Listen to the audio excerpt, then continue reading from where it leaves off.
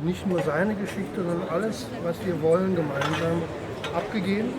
اللي قدرنا نعمله هو إن نقدم الرسالة من جلال وقصة جلال والقصص الباقية كلياتها جمعناها وكل الطلبات اللي عنا إياها قدمناهم للكلمات. Eine Frau hat genau aufgeschrieben, wer wir sind. Und في أمس كمان كانت عم بتدور مين نحن وشو هن متطلباتنا. um es an die richtigen Leute zu geben, hier, die uns eine Antwort geben. عشان تعطيهم للمختصين بهذا الموضوع أو المسؤولين عن هذا الموضوع. Ich habe gesagt, dass ich sehr enttäuscht bin, dass niemand hier vom Auswärtigen Amt uns angehört hat.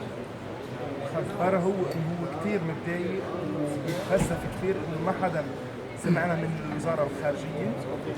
Und dass die Zeit aber vorbei ist. Also ich habe mich enttäuscht gefühlt als deutscher Bürger, weil ich Vater bin, so fand ich das erstmal unmöglich.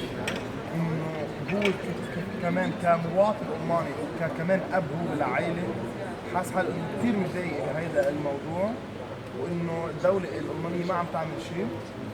Das habe ich dort noch einmal gesagt und es wird auch in der Zeitung so stehen, dass wir nicht empfangen worden sind, aber dass wir weitermachen.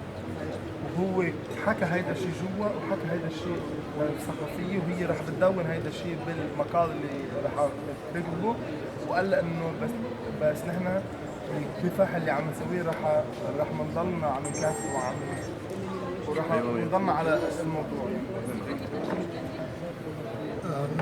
Ich habe auch meine E-Mail-Adresse angegeben, damit auch an einer Stelle auf jeden Fall die Antwort zu finden. Weil wir haben gesagt, es wird nicht mehr so laufen, dass jeder einzeln zu der Visastelle geht und dann irgendwie das verschleppt wird, sondern wir werden es weiter dokumentieren und verfolgen. Hier. عم بيقول هو عطاها رقم الايميل بتاعه هو عشان انه عم بيقول لك كان مش بالمستقبل مش كل واحد راح بيروح على مكتب الفيزا هون لكن نحن راح نجمع طلباتنا وراح نجمعها لمكتب الفيزا.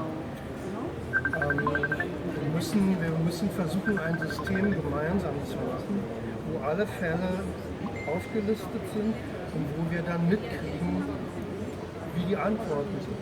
Ja, also, damit wir also wenn jetzt jemand sagt, ich warte so und so lange und nochmal seinen Fall hier nochmal vorträgt, bisher wird das individuell gemacht und jetzt wollen wir dokumentieren, wie lange braucht es.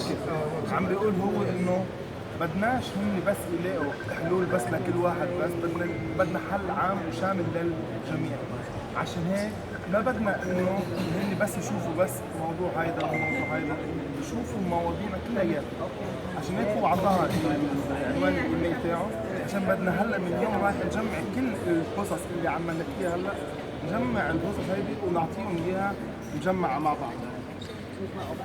So, darüber müssen wir nachdenken, gemeinsam und auch wir als Organisation, wie wir das über eine längere Zeit machen können. هلا مع بعضنا كلياتنا بدنا نشوف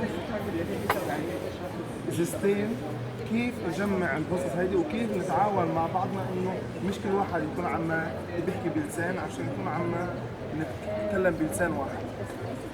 Weil wir wollen natürlich nicht mehr, dass jeder einzeln sein Schicksal ertragen muss und selber nur alleine damit ist. Und deswegen ist das jetzt ein Beginn.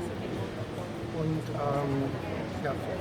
عشان هيك انه بدناش انه كل واحد يكون عنده قصته هو اللي مهول فيها واللي متضايق فيها ويكون وحيد بقصته هو ومتضايق فيها. لازم نكون متحدين مع بعض والقصص نجمعها مع بعض.